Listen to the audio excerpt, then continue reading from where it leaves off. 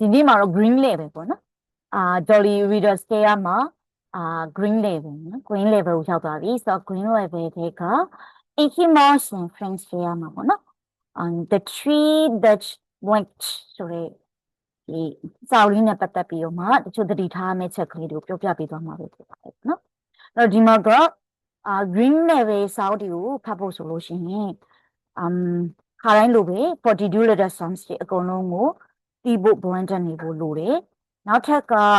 ဒီ white နော် e တန်ထွက်တဲ့စလုံးတွေပေါ့နော် silly တို့ muddy တို့ jolly တို့အဲ့လိုစာအုပ်ကလေးတွေကိုဖတ်တတ်နေဖို့လိုအပ်တယ်နောက်တစ်ခုကဒီ hop over e ပေါ့ magic e လို့လည်းခေါ်တယ်အဲ့ဒီ alternative spelling ရှေးတွေကိုပေါ့နော်အဲ့ဒါလေးတွေကိုလေalternative letter sound spelling ရှေးတွေကိုလည်းဖတ်တတ်နေဖို့လိုပြီပေါ့နော်မှဆိုရင်a နဲ့ e နဲ့ဆိုရင်တော့e လို့ထွက်မှာပေါ့နော်နောက်တစ်ခါကျရင် I နဲ့ e နဲ့ဆိုရင် I လို့ထွက်မှာပေါ့ e နဲ့ e နဲ့ဆို e o နဲ့ e နဲ့ဆိုရင် o u နဲ့ e နဲ့ဆိုရင် u အဲ့လိုပေါ့ဒါပေမဲ့သူတို့သူတို့ဂျားမှာပေါ့နော်ဒီ consonant နေရှိမှာအဲ့ consonant ကိုကြော်ပြီးတော့မှသူကအရှိရ short vowel sound ရှိကို long vowel sound ဖြစ်အောင်ပြောင်းပေးနိုင်တာပေါ့နော်ဆိုတော့e ဆိုတော့ cake မှာလို့မျိုးနောက်က I ဆိုရင် catch မှာလို့မျိုးပေါ့ e ဆိုရင် this မှာလို့မျိုး o ဆိုလို့ရှိရင် rose မှာလို့မျိုး u ဆိုရင် cube လို့မျိုးပေါ့နော် cube အဲ့မှာလို့မျိုးပေါ့ဆိုတော့ကလေးကအဲ့ဒါတွေကိုဖတ်တတ်နေဖို့လိုအပ်တယ်ပေါ့နော်နောက်က tricky words တွေအနေနဲ့ကတော့ red level နဲ့ yellow level မှာသိရမယ့် tricky words တွေကိုအပြင်မှာနောက်ထပ် tricky words 20 tricky words ပေါ့နော်နောက်ထပ် tricky words အလုံးနဲ့ဆိုလို့လေကလေးက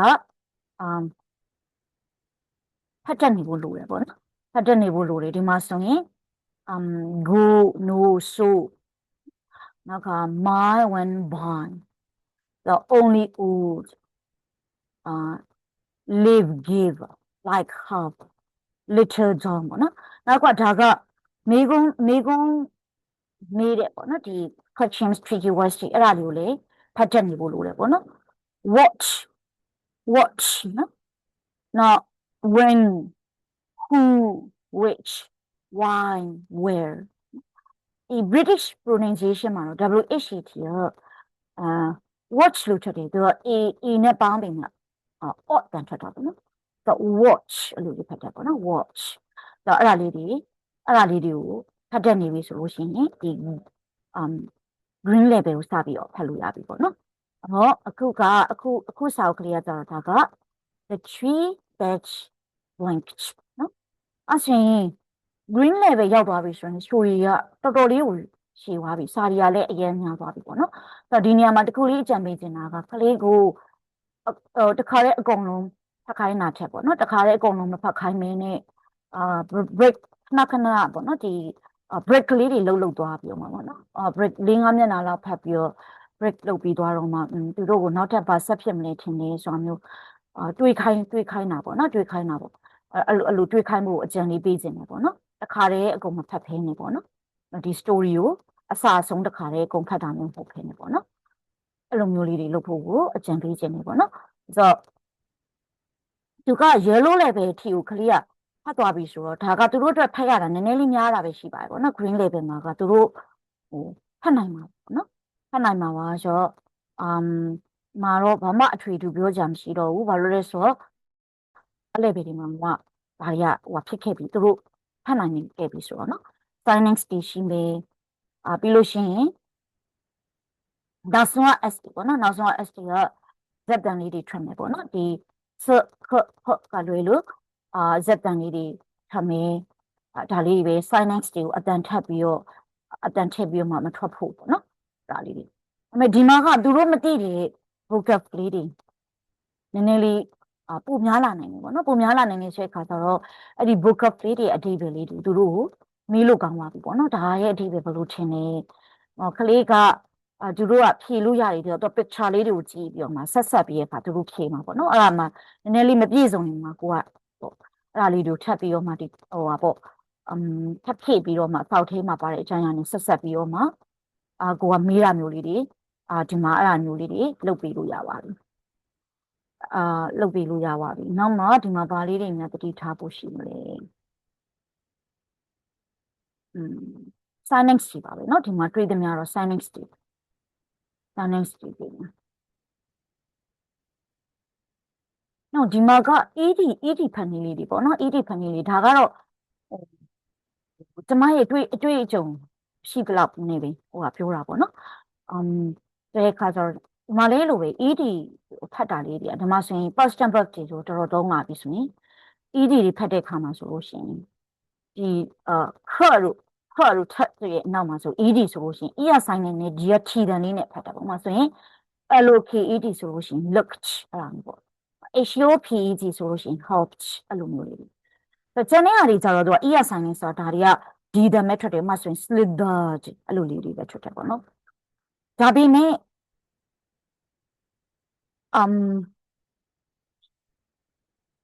sorry เนาะဒီချက်sorry ကျွန်မပြောရတာမှာဆိုခါတို့ဖွာတို့အဲ့လို CH တို့ SH ရဲ့အနောက်မှာဆိုလို့ရှိရင်အဲ့ချစ်တန်လေးတွေထွက်တာများတယ်ပေါ့ဒါပေမဲ့ချီနဲ့ဆုံးတဲ့ဟာလေးတွေပေါ့နော်ချီနဲ့ဆုံးတဲ့ဟာလေးတွေဆိုလို့ရှိရင်ကြတော့ဒီလိုမျိုးလေးတွေထွက်တယ်ဥပမာဆိုရင် paint chich အဲ့လိုထွက်တယ်ချစ်တန်လေးတွေနဲ့ထွက်တယ် paint chich နော်ဒီမှာပါရှိအောင်မလေး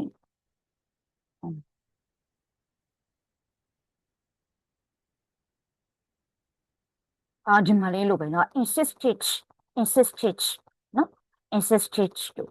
အဲ့လိုမျိုးလေးတွေထွက်တယ်ဒီကကြတော့လေဒီလို s နဲ့ဆုံးတာလေးဆိုလဲသူက hist ear sign ပေါ့နော်ဒီရကြထီတန်ထွက်တယ် hist နော်အဲ့လိုမျိုးလေးတွေထွက်တယ်ပေါ့နော်ဒါကကျမကျမလေ့လာမိသလားလေ ED ဖန်နည်းလေးတွေကိုပေါ့နော်ခလေးလေးတွေကိုပြောပြပေးလို့ရအောင်ပေါ့နော်ကျမရဲ့အတွေ့အကြုံတွေကိုကျမ sharing လုပ်ပြရပါတော့ဒီမှာဆိုရင် ED တွေကတော်တော်လေးတွေအများကြီးပါလာပြီဆိုတော့လေဒါရဲဆိုအဲ့လိုနော် slither ဒါဆိုရင် da တန်နဲ့ဖြစ်တယ်ပေါ့ဒါကြတော့ခတ်တန်ရဲ့နောက်မှာဆိုရင်ချစ်တန်နဲ့ knocked အဲ့လိုလေးဒါဆိုလဲလို့ပဲ cracked ဒါပေမဲ့ t နဲ့ဆုံးတဲ့ဟာနော် t နဲ့ဆုံးတဲ့ဟာတွေဆိုရင်ဒီ ed တန်တွေက it တန်နဲ့ထွက်တယ်ပေါ့ collected ဒါဆိုလဲဒါ sh ကအနောက်မှာဆိုလို့ရှိရင်ဒီ t တန်ထွက်တယ် rushed အဲ့လိုမျိုးလေးဒါက eg ဒါဆိုရင်seemed ပဲseemed ဒါဆိုရင် picked looked ဒါဆိုလဲ buzzed looked အဲ့လိုလေးနော်အဲ့တော့ ED ဖတ်တာလေးကိုအတွေ့အကြုံလေးနဲ့ပြန်ချုပ်ပေးမယ်ဆိုရင်ခြီတန်ရဲ့အနောက်ကဆိုလို့ရှိရင်เนาะချစ်တန်နဲ့တွေ့နေမှာဆိုရင် painted witched နောက်တစ်ခါ insisted အဲ့လိုမျိုးလေးထွက်မယ်တခြားတနောက်ပြီးရင် CK တို့ S တို့နောက်တစ်ခါကျလို့ရှိရင်ဖတ်တင်တို့အဲ့လိုမျိုးလေးဆိုလို့ရှိရင်တော့ ER sign နဲ့ဖြစ်ပြီးတော့နောက်ကခြီတန်ထွက်တယ်ပေါ့နော်ပြီးလို့ရှိရင်တော့နောက်ကတ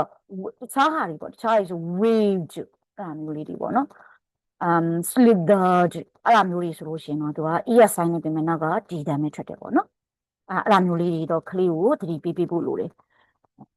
အဲ့လိုမျိုးလေးပေါ့ကျန်တော့အဆင်ပြေမှာပါအဲ့ reading comprehension အတွက်ကတော့စောနာလိုပဲဒီ break လောက်တာလေးတွေကဒီနေရာမှာ break လုပ်ပြီးတော့နောက်ဘာဆက်ဖြစ်မလဲဆိုတာမေးရရင်မေးလို့ကောင်းသွားပြီပေါ့နော်နောက် story ကတော်တော်လေးရှည်လာပြီဖြစ်တဲ့အတွက်ကြောင့်တော့တခါတည်းအကုန်မဖတ်သေးနဲ့3ခါလောက်ဖြစ်ပေါ့နော်အနည်းဆုံးတော့2ခါလောက်ဖြစ်ပေါ့ခွဲဖက်စီနေပေါ့နော်နောက်တစ်ခါဒါမျိုးလေးဆိုရင် summary လေးတွေလေအချင်းချုပ်လေးတွေမေးလို့ကောင်းသွားပြီနောက်ဆောနာပြောသလိုပဲ vocab လေးတွေမေးလို့ကောင်းသွားပြီပေါ့နော်နောက်ခါတိုင်းလိုပဲသူတို့ရဲ့ reading comprehension အတွက်ကိုမေးခွန်းလေးတွေနေပြီးလို့ရတယ်ပေါ့နော်အဲ့မှာက what's in the book ဆိုတာကျတော့စာအုပ်ထဲမှာ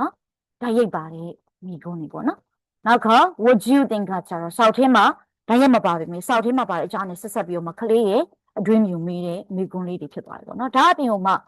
ကိုအထဲမှာမေးချင်တဲ့ဟာတွေကိုကိုယ့်ဘာတကူquestions ထုတ်ပြရခါကျခလေးတွေကိုမေးလို့လည်းရတယ်ပေါ့နော်ဒီစာအုပ်မှာဆိုရင်ဗာမျိုးလေးတွေမေးလို့ရမယ်ဆိုရင် who knocks the chestnuts down နော်နောက်တစ်ခါ where did the birds sleep in summer နော်နောက် who falls off that tree နောက်က where did the birds sleep in winter နော်အဲ့လိုမျိုးမေးခွန်းလေးတွေကိုလေဟိုထပ်ပြီးတော့မှမေးလို့ရပြီပါပေါ့နော်ဒီလောက်ဆိုရင်တော့အဆင်ပြေမှာပါကလေးတွေဒါလေးကိုဒီစာအုပ်လေးကိုကလေးတွေကိုဖတ်ခိုင်းဖို့အဆင်ပြေမှာပါပေါ့နော် တော့အစဆုံးကြည့်ရှုနားထောင်ပေးကြတယ်ကြောက်ချင်းစီတန်းကိုကျေးဇူးတင်ပါတယ်green level ရဲ့နောက်ထပ် readers တွေမှာပြန်တွေ့ပါမယ်နော်ကျေးဇူး bye bye